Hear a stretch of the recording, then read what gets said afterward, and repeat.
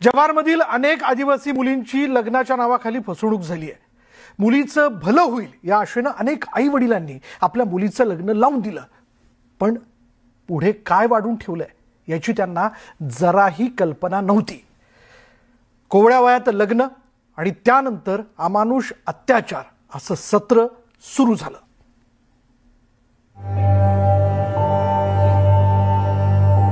ही आहे सीता,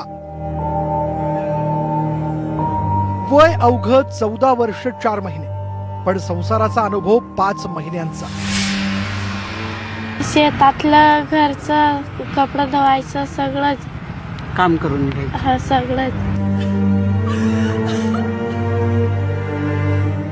तिच्या लग्नाची कहाणी मन हेलावून टाकणारी।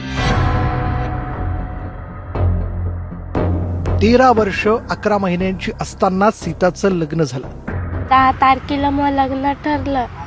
ते कॉन्टॅक्ट केला, काय तुम्ही या, आम्ही इथं त्र्यंबकेश्वरला आहोत, तुम्ही या। आम्ही आलोय। प्रेमाने नाही तर पैशांच्या सौद्याने। मग तिथं गेल्यावर लग्न लागलं, मोबाईल वरती लग्न लागलं।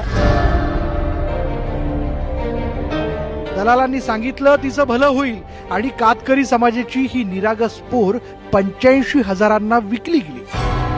पोरी द्यायची नाही, तिचं एकदम चांगलं होईल। आमची फसवून घात घेतली तेव्हा पोरी दिली आम्ही।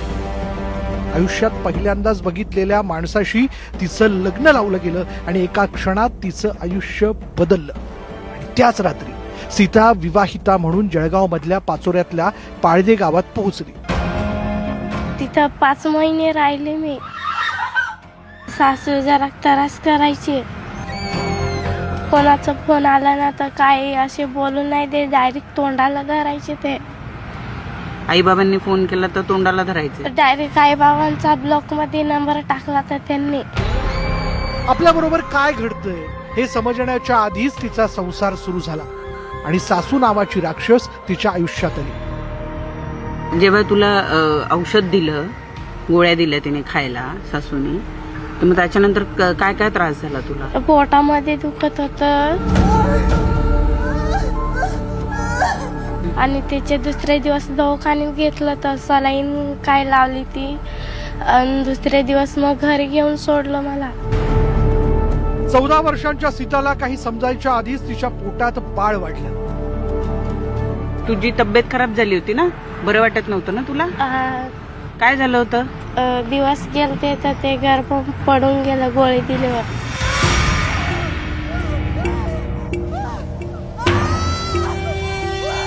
तिनं विचारलं माझी पाळी का चुकली, पण कुणी उत्तर दिलं नाही।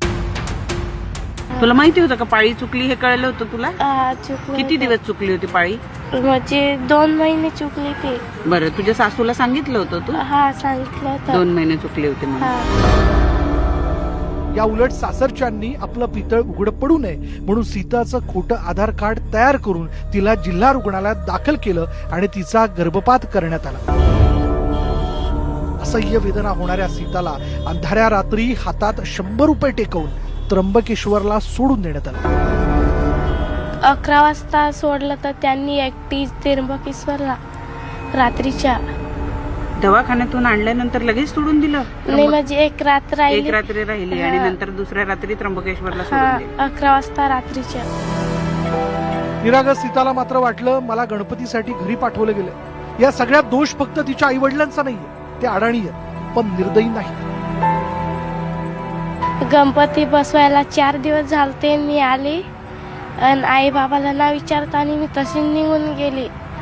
मग ते सांगत होते का इतके दिवस तू का राहिली, कोणच्या बाया इतक्या दिवस राहत आहे, अशी करून त्याची आई म्हणत होती काहीला जाऊ द्या आपण दुसरी करू।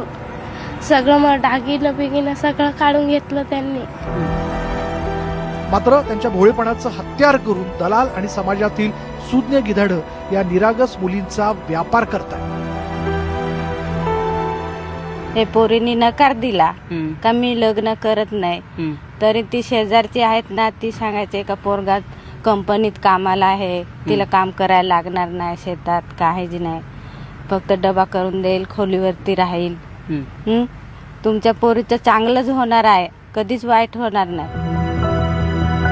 मुंबईपासून काही किलोमीटरवर असलेल्या कातकरी पाड्यांवर दररोज सीता सारख्या अनेक मुलींचा काही हजारात सौदा होतो. त्यांनी काय पैसे दिले? 85,000 रुपये दिले तुम्हाला? हा, मग तुम्ही काय केलं? पैशाचं काय केलं?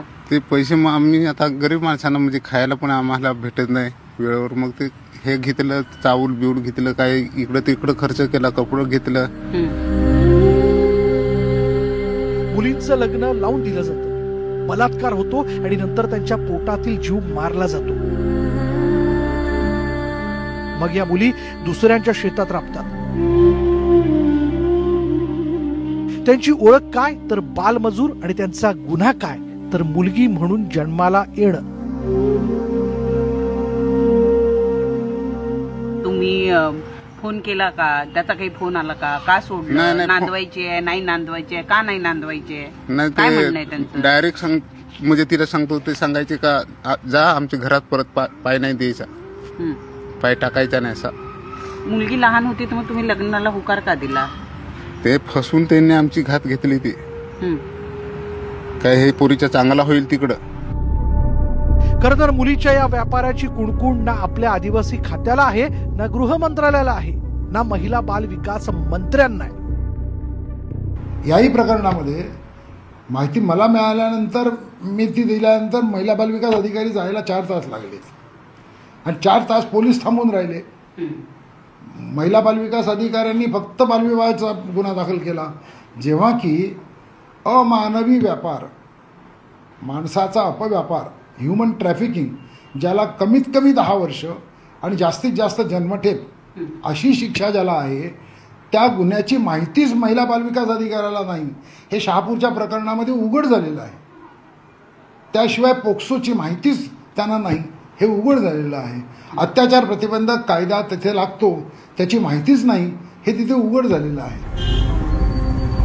देशाच्या आर्थिक राजधानीपासून अवघ्या काही किलोमीटर अंतरावरची आणि भारतीय समाज व्यवस्थेच्या उच्चभ्रू आणि मागास अशा 2 टोकांना दाखवणारी कहाणी.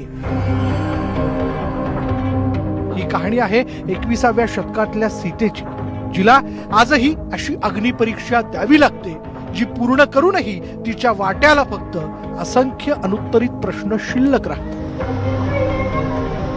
व्हिडिओ जर्नलिस्ट सुधीर जाधवसह प्रणाली कापसे, जव्हार, मुंबई.